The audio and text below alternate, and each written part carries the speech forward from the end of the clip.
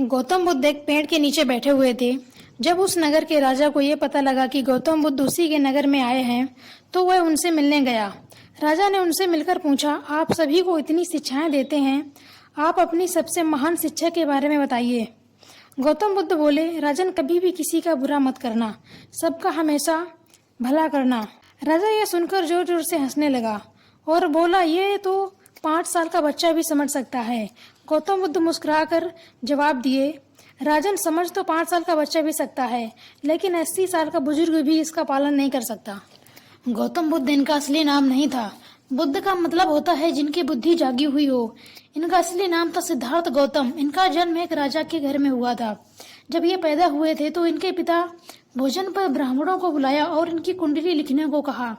सारे ब्राह्मणों ने कुंडली लिखने के बाद एक साथ एक स्वर में बोले, राजन, या तो आपका बेटा सबसे महान राजा बनेगा या फिर सबसे महान सन्यासी।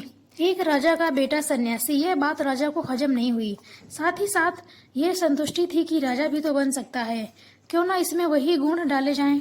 राजा ने उन्हें इतने आराम की जिंदगी दी, दुख का तो नाम तक नहीं जानते थे वो। एक दिन चुपके से अपने सारथी को लेकर नगर में घूमने निकल गए।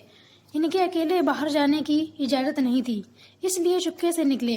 घूमने तो निकले थे, रास्ते में उनको बुजुर्ग, बीमार, मरे हुए लोग दिखे। उन्होंने ये सब पहली बार देखा था।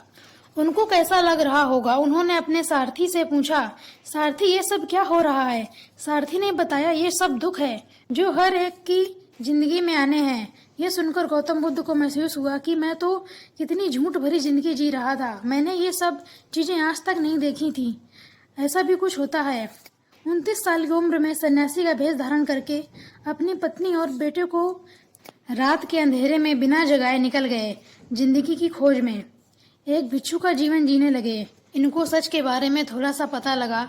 वे जिंदगी की पूरी सच्चाई की खोज में निकल गए। हमारे सामने सच खड़ा भी होता है ना, तो हम उससे मुंह फेर लेते हैं।